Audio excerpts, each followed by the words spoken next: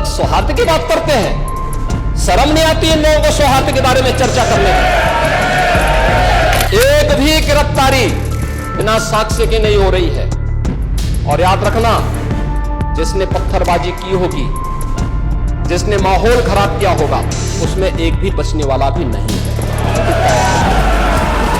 जैसे ही आपके खटाखट की असलियत सामने आई, जनता ने कहा सपाचक। भगवान विष्णु, श्री हरि विष्णु का 10वां अवतार संबल में ही होगा, उसी संबल में होगा। सबको अपनी जड़ें याद आने लग गई। और मुझे लगता है जिस दिन इकबाल महबूब जी को भी अपनी जड़ें याद आएंगी, वह भी फिर यही बात बोलेंगे जो इधर के मान्य सदस्य कह रहे हैं। मैं उनसे कहूंगा कि एक बार बाबरनामा का जरूर, बाबरनामा को जरूर पढ़ें।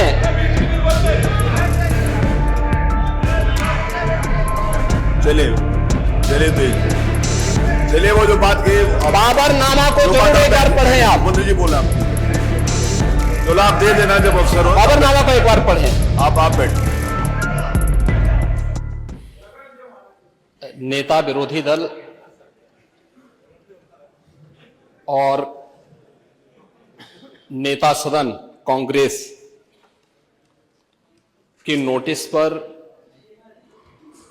नियम 311 के अधीन आपने इस मुद्दे को यहां पर इन्हें उठाने की अनुमति दी। नियम 56 के तहत माननीय सदस्यों ने यहां पर संबल और बहराइच से जुड़े हुए जिन मुद्दों की ओर ध्यान आकर्षित किया है, वो वास्तव में अपनी रुचि और अपने स्वयं के एजेंडे के अनुरूप ही उन्होंने अपने वक्तव्य को यहां पे रखा है। मुझे आश्चर्य होता है कि हमारे नेता विरोधी दल, वरिष्ठ सदस्य हैं, इस सदन के माननीय अध्यक्ष भी रहे हैं और प्रदेश सरकार में मंत्री के रूप में भी उन्होंने कार्य किया है, एक लंबे समय से सार्वजनिक जीवन में है।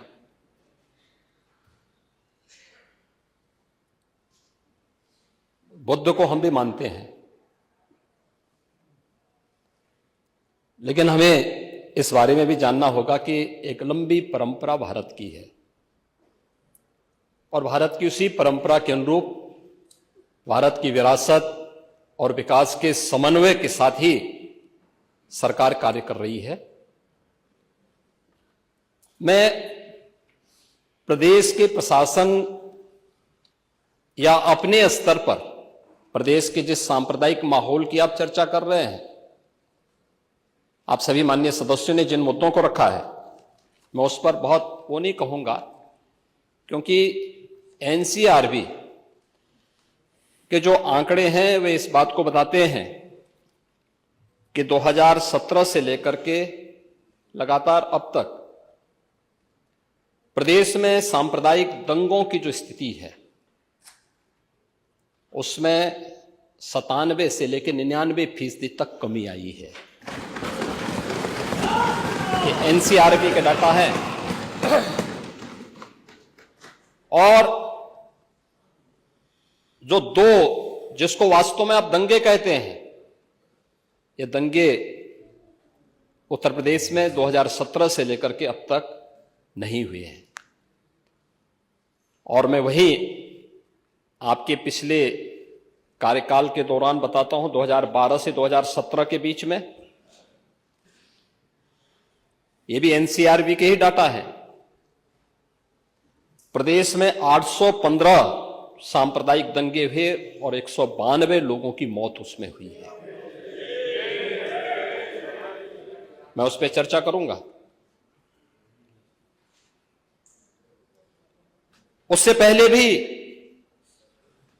2007 से 2011 के बीच 616 ऐसे सांप्रदायिक घटनाएं हुई हैं जिनमें 121 लोगों की मौत हुई थी।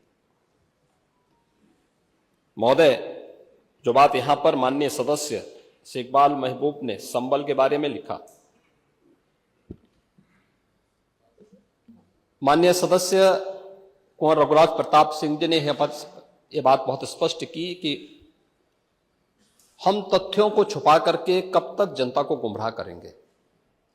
हर व्यक्ति जानता है कि माननीय न्यायालय के आदेश पे सर्वे का कार्य हो रहा था और सर्वे हो रहा था। दूसरा, मैं आपसे पूछना चाहता हूं, आप पश्चिम में जाएंगे, पता नहीं आप कैसे हैं, आपके पूर्वज भी हो सकता है, और पश्चिम उत्तर प्रदेश के हमारे सभी लोग अपने सामान्य संबोधन में राम राम ही कहते हैं, तो जय श्री राम कहां से सांप्रदायिक संबोधन हो गया? कहां से सांप्रदायिक संबोधन हो गया? हमारे यहां हम जगते हैं, राम ही राम बोलते हैं, मिलते हैं, राम राम का संबोधन होता है, और अंतिम यात्रा में विदा करते हैं तब भी राम नाम सत्य है ही बोलते हैं। राम के बगैर तो हमारा कोई काम ही नहीं है। और अगर जय श्री राम किसी ने बोली दिया तो इसमें उत्तेजना का मतलब, ये नियत आप समझ सकते हैं उस नियत को। ये चढ़ाने वाला नहीं है, ये चढ़ाने वाला नहीं है, ये चढ़ाने वाला नहीं है। एक दूसरा, आपने कुंदरकी की जीत को वोट की लूट बताया। आप एक सदस्य का अपमान कर रहे हैं। आपके सदस्य की तो जमानत जब्त हो गई वहां पे। और क्या ये सच नहीं है? इस समय तो आज डिजिटल मीडिया का है, वहां का पठान, वहां का शेख सब कह रहे साहब हमारे पूर्वज तो हिंदू थे और आप भी, आपके पूर्वज भी हिंदू थे। क्या ये सच नहीं है? और क्या ये सच नहीं है कि देशी और विदेशी मुसलमानों की आपसी भिड़ंत है जो वर्षों की लड़ाई को लेकर के वहां चल रहा है? आप लोग सच पे पर्दा डालने का प्रयास कर रहे हैं, लेकिन एक चीज जरा नोट करना कि सूर्य को, चांद को और सत्य को बहुत देर तक छुपा कोई नहीं सकता है, और सत्य जरूर सामने आएगा। और उसी सत्य के बारे में कहा जा रहा है। नेता प्रतिपक्ष कह रहे थे कि वहां की स्थिति ऐसी है कि अगर मंदिर आ भी जाएगा, मंदिर बन जाएगा। मैं कहता हूं, ये तो बाबरनामा भी कहता है कि हर मंदिर को तोड़ करके एक ढांचा खड़ा किया गया। आप तो एक श्रेष्ठ ब्राह्मण कुल में आपने जन्म लिया है। आप तो भारत के पुराणों की परंपरा पर विश्वास करते हैं। हमारा पुराण भी इस बात को कहता है कि भगवान विष्णु, श्री हरि विष्णु का 10वां अवतार संबल में ही होगा, उसी संबल में होगा।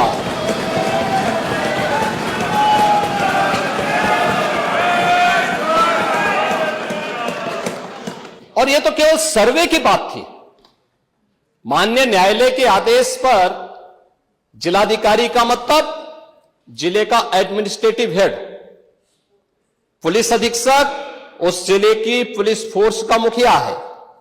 इनका दायित्व है कि शांतिपूर्ण तरीके से किसी सर्वे के कार्यक्रम को वहां पे संपन्न करना, माननीय न्यायालय के आदेश को अक्षरशः अनुपालन करना। और सर्वे 19 नवंबर को भी हुआ, 21 नवंबर को भी हुआ, 24 नवंबर को भी सर्वे का कार्य चल रहा था। क्या यह संभव है? नहीं, 21 को संपन्न नहीं हुआ था। ये लगातार सर्वे का काम चल रहा था। और सर्वे के कार्य के दौरान पहले 2 दिन कोई भी शांति भंग नहीं हुई। तीसरे दिन जब 23 नवंबर को जुमे की नमाज के पहले और जुमे की नमाज के दौरान जिस प्रकार की तकरीरें दी गईं, उन तकरीरों के बाद माहौल खराब हुआ और फिर उसके बाद जिस प्रकार की स्थितियां की गई थी वो सबके सामने है। और इसलिए मैं कह रहा हूं, हमारी सरकार ने तो पहले ही कहा कि हम जुडिशियल कमीशन बनाएंगे। ये एक्ट के अंतर्गत ही इस कमीशन बना हुआ है। माननीय सदन में उसकी रिपोर्ट भी आएगी। दूध का दूध और पानी का पानी सबके सामने आएगा। मैं केवल एक बात कहना चाहता हूं कि अगर संभल के बारे में हम जब बात करते हैं महोदय, एक लंबा सिलसिला है इस संभल का, और अगर मैं संभल की जब चर्चा करता हूं तो संभल में कैसे माहौल खराब किया गया वहां पे। ये संभल में दंगों का जो इतिहास है 1947 से ही प्रारंभ होता है। 1947 में एक मौत होती है, 1948 में 6 लोग मारे जाते हैं, 1958 में भी दंगा होता है, 1962 में भी दंगा होता है, 1976 में भी 5 लोगों की मौत वहां पर हुई थी, और 1978 में 184 हिंदुओं को सामूहिक रूप से जला दिया गया था। 184 हिंदुओं को हत्या हुई थी, हिंदुओं की हत्या हुई थी और जलाया भी गया था, और 184 हिंदू मारे गए थे वहां। 184। मैं वही तो कह रहा हूं ना, आप उस सच को स्वीकार नहीं करेंगे, आप उस सच्चाई को स्वीकार नहीं करेंगे। और लगातार कई महीनों तक वहां कर्फ्यू था। 1980 में फिर दंगा हुआ था, एक मृत्यु हुई। 1982 में फिर दंगा हुआ, एक मृत्यु हुई। 1986 में 4 लोग मारे गए, और 1990 फिर 1992 में 5 मौतें हुई, 1996 में 2 मौतें हुई। ये लगातार ये सिलसिला चलता रहा 1947 से लेकर के अब तक। 209 हिंदुओं की निर्मम हत्या वहां हुई है संभल के अंदर, 209 हिंदुओं की। और एक भी बार किसी ने उन निर्दोष हिंदुओं के लिए कभी 2 शब्द नहीं कहे, उनके प्रति, उन परिवारों के प्रति संवेदना के शब्द नहीं कहे। महोदय, जो आज घड़ियाली आंसू बहा रहे हैं, ये लोग कभी भी उन निर्दोष हिंदुओं के बारे में कभी 2 शब्द नहीं कहे। वहां पर 1978 में जो दंगा हुआ था महोदय, किस प्रकार की स्थिति थी। एक वैश्य जिसने सबको उधार दे रखा था पैसा, और उस बात को मानता था कि साहब मैं तो सबको पैसा देता हूं, मेरे यहां तो सब व्यवसाय के साथ जुड़े हुए हैं। अगल बगल के हिंदू दंगा होने के बाद उनके घर में इकट्ठे होते हैं। इकट्ठा होने के बाद उनको घेर लिया जाता है। घेरने के बाद वो बोलते हैं, भाई आप हमें क्यों घेर रहे हैं? कहा जाता है, नहीं, क्योंकि तुम इन हाथों से पैसा मांगोगे, इसलिए उनके हाथ काटे जाते हैं, फिर उनके पैर काटे जाते हैं, और फिर उनका गला रेंत करके हत्या होती है। ये लोग सौहार्द की बात करते हैं, शर्म नहीं आती इन लोगों को सौहार्द के बारे में चर्चा करने की। 1978 से जो मंदिर आज निकल रहा है, 1978 से इन लोगों ने कभी खोलने नहीं दिया उस मंदिर को, जो आज बजरंगबली का मंदिर निकल रहा है, जो वहां पर आज 22 कुएं किसने बंद किए थे? इन 22 कुओं को भी वहां पे बंद किया गया। और वहां का माहौल इतना तनावपूर्ण किसने बनाया था? ये पत्थरबाज कौन थे? एक भी गिरफ्तारी बिना साक्ष्य के नहीं हो रही है। और याद रखना, जिसने पत्थरबाजी की होगी, जिसने माहौल खराब किया होगा, उसमें एक भी बचने वाला भी नहीं है, एक भी नहीं बचेगा। हम माननीय उच्चतम न्यायालय के आदेश का पालन करते हैं, सम्मान भी करते हैं। और क्या संविधान को आप मान रहे हैं? क्या आप लोग संविधान के प्रति सचमुच वचनबद्ध हैं? मैं तो धन्यवाद दूंगा माननीय अध्यक्ष जी को इस बात के लिए कि आज उन्होंने संविधान की मूल प्रति यहां पर दी है। बाबा साहब भीमराव अंबेडकर जी ने 26 नवंबर 2049 को जिस संविधान को बनाकर के देश को सौंपा था, उस मूल संविधान की प्रस्तावना को एक बार पढ़िए। मौलिक कर्तव्यों के बारे में, मौलिक अधिकारों के अध्याय के चित्र को देखिए। अलग अलग उन आर्टिकल के उस पृष्ठों का अवलोकन करिए, आपको उसमें राम भी नजर आएंगे, कृष्ण भी नजर आएंगे। लंका दहन के उपरांत बजरंगबली भी नजर आएंगे, ज्ञान का उपदेश देने वाले बुद्ध भी नजर आएंगे। भारत की समृद्ध परंपरा का दर्शन आपको उस संविधान में मिलेगा जो बाबा साहब भीमराव अंबेडकर ने दिया था।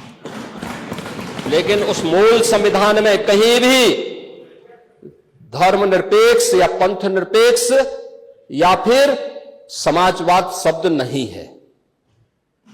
और यह आप सबकी आंखों को खोलने वाला होना चाहिए। आप लोग संविधान में बदलाव की बात करते हैं। जिन लोगों ने संविधान का गला घोंटा, उनका पिछलग्गू बन करके केवल सत्ता हथियाना चाहते हैं, जनता की आंखों में धूल झोंकना चाहते हैं। ये नहीं हो सकता, ये देश आपको नहीं करने देगा। और वह प्रति आपको दी गई है, आप उसका अवलोकन करिए। और मैं नेता विरोधी दल को इसलिए बोलना चाहता हूं, बुद्ध ने करुणा और मैत्री का संदेश उस कालखंड में दिया था जब विदेशी हमले होने शुरू हो गए थे। लेकिन उससे पहले राम ने कहा था, निस्सरहीन करो मही भुज उठाए प्रण कीन। उससे पहले भगवान कृष्ण ने भी कहा था, परित्राणाय साधूनाम विनाशाय च दुष्कृताम। और हम तो राम और कृष्ण को ही मानते हैं, बुद्ध पर विश्वास करते हैं, उन्हीं को आदर्श मान करके हम लोग कार्य करते हैं। शासन पद्धति एक भी इंच इधर उधर नहीं करते उसके बगैर। और इसीलिए मैं आपसे कहने के लिए आया हूं, संभल की घटना या कुंदरकी की जीत, जैसे ही आपके खटाखट की असलियत सामने आई, जनता ने कहा सपा चट। उपचुनाव में 9 में से 7 तो भारतीय जनता पार्टी और एनडीए गठबंधन जीता है।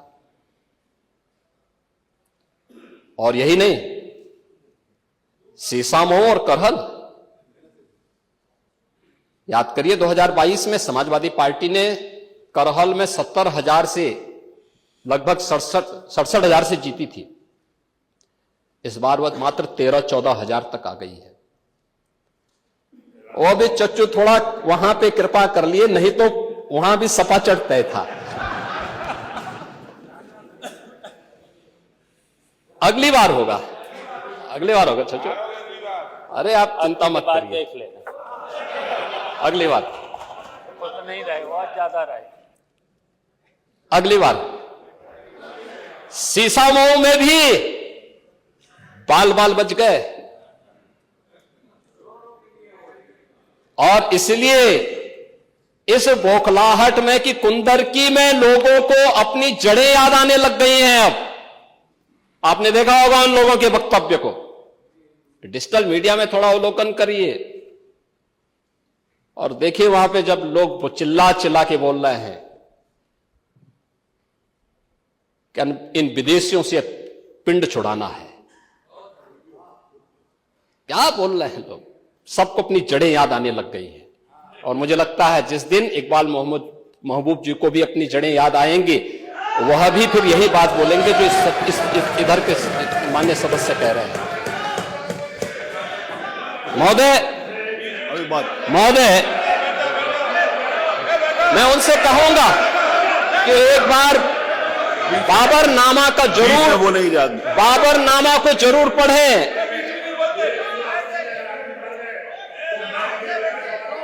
चले तो चलिए, वो जो बात कही बाबरनामा को जरूर एक बार पढ़ें आप। मंत्री जी बोल रहे हैं, आप प्लीज बैठे। चलो आप दे देना जब अवसर हो। बाबरनामा को एक बार पढ़ें। आप बैठे।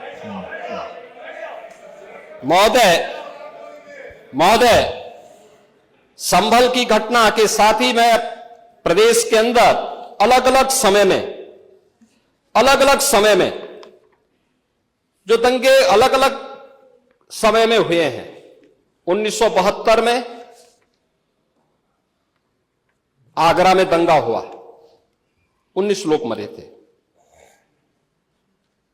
आजमगढ़ में 1972 में दंगा हुआ, 3 लोग मरे थे।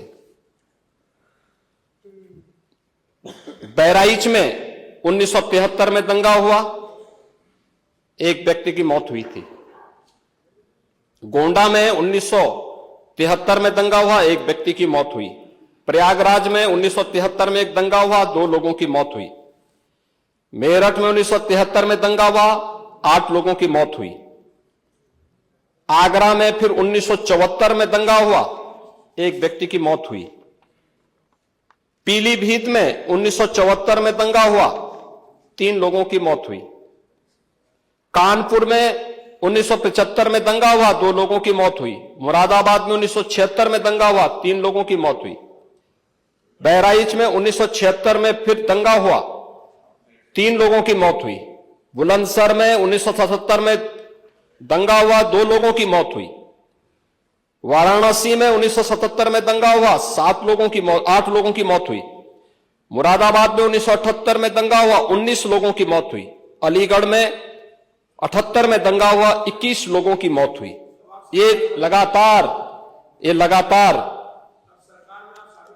मैं क्या कर रहा हूं, उसमें आप भी थे, जिसके कारण लोकतंत्र सेनानी आप कहलाते हैं, लोकतंत्र सेनानी कहलाते हैं मल्होत्रा जी।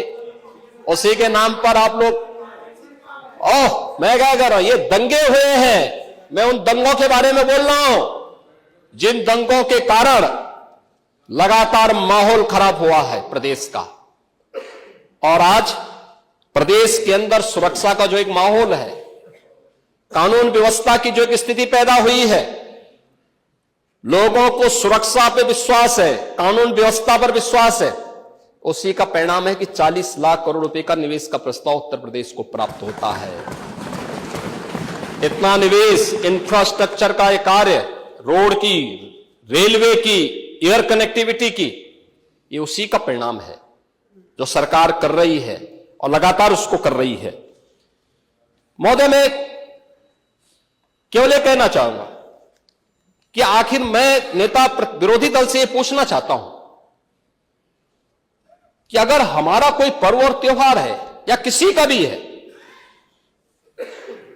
मुहर्रम का जुलूस हो या फिर कोई भी अन्य मुस्लिम समाज का कोई पर्व और त्योहार का कोई जुलूस, वो हिंदू मोहल्ले से सुरक्षित निकल जाता है, कोई दिक्कत नहीं होती, मंदिर के सामने से भी निकल जाता है, कोई समस्या नहीं होती। लेकिन ये समस्या केवल वहीं पे क्यों खड़ी होती है जब कोई हिंदू शोभा यात्रा किसी मस्जिद के सामने से, किसी मुस्लिम बाहुल्य क्षेत्र से निकलती है, तब क्यों तनाव पैदा हो जाता है? तभी क्यों झंडा लगाने में क्या समस्या आ रही है? क्या भारत की धरती पे केसरिया झंडा नहीं लग सकता? क्यों नहीं लग सकता? क्यों नहीं लग सकता? मैं यही पूछना चाहता हूं, आखिर ये दंगे क्यों किए जाते हैं? और बहराइच का मामला, महाराजगंज उस कस्बे का,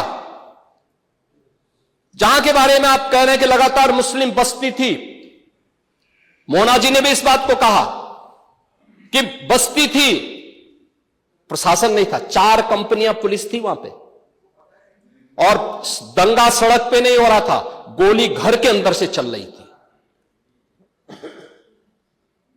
इस निर्दोष राम गोपाल मिश्रा की हत्या हुई और घर के अंदर से गोली चला करके उसकी निर्मम हत्या की गई। हमें इस सच्चाई को स्वीकार करना चाहिए। ये दंगा सड़क पे आमने सामने नहीं था, अगर पुलिस घर के अंदर घुसती तो लोग फिर कुछ और आरोप लगाते। पुलिस ने बचाव करने का अपना प्रयास किया, 4 कंपनियां वहां पे थी, और आप कह रहे हैं कि माननीय मोना जी ने भी कहा कि भारतीय जनता पार्टी के विधायक ने आरोप लगाए। भारतीय जनता पार्टी के विधायक ने इस हल्दी की घटना को लेकर के नहीं, इस महाराजगंज कस्बे की घटना को लेकर के नहीं, ये उस समय बहराइच कस्बे में थे और बहराइच कस्बे में इनकी गाड़ी पर हमला हुआ, जो वहां से 30-35 किलोमीटर दूर है। वहां पे एक पथराव हुआ था। मैंने भी इनको कहा था, मैंने कहा देखो तुम्हारे उस क्षेत्र में दंगा हुआ है, तुम वहां तत्काल जाओ, लोगों को कंट्रोल करो। लेकिन उसको कैसे तोड़ मरोड़ करके प्रस्तुत किया जा रहा है। इन्होंने जो तहरीर दी वो दूसरे मामले में दी है, उसका इस घटना से कोई लेना देना नहीं, लेकिन उसको किस तरीके से जोड़ करके देखा जा रहा है। एक जिले में दूरी होती है, इसमें बहराइच से आपको भी वहां जाने में समय लगा होगा और उस दूरी को आपने देखा होगा, तो ये उतनी ही दूरी है। उस घटना को उससे नहीं जोड़ के देखा जा सकता है। लेकिन मैं पूछना चाहता हूं कि हिंदू मोहल्ले से और हिंदू मंदिर के सामने से मुस्लिम जुलूस निकल सकता है, तो मुस्लिम मोहल्ले और मस्जिद के सामने से कोई हिंदू शोभा यात्रा क्यों नहीं निकल सकती? क्यों नहीं निकल सकती? और यहीं पे विवाद शुरू होता है। यानी आप चाहते हैं कि आपके पर्व और त्योहार तो शांतिपूर्ण तरीके से मनाए जाएं। कौन नहीं कहता भी? आपके संबल में थे शिया सुन्नी का भी विवाद हुआ था 1976 में। पूरा विवाद तो शिया सुन्नी का था। उस समय जामा मस्जिद के कब्जे को लेकर के इसी बात का विवाद था। आप इस सच को धूल मत डालिए उस सच पे। और लखनऊ का शिया सुन्नी विवाद ये भारतीय जनता पार्टी की सरकार के समय ही समाप्त हुआ है। आप लोग तो लड़ाते थे, यहां पे शिया और सुन्नी को भी लड़ाते थे, क्योंकि आपकी तो शुरू से ही राजनीति थी बांटने की और फिर कटवाने की। और इसलिए हमने कहा कि न बटेंगे और न कटेंगे। हम न बटेंगे और न कटेंगे। मुझे आश्चर्य होता है, अपने को शिक्षक कहते हैं श्री संग्राम सिंह यादव। सच को स्वीकार करने की सामर्थ्य नहीं, इसलिए चले गए। आप देखें, एक दोहरे चरित्र के व्यक्ति के द्वारा जो अपनी कुछ पंक्तियां पहले लिखी गई हैं और बाद में उसका चरित्र कैसे बदला है,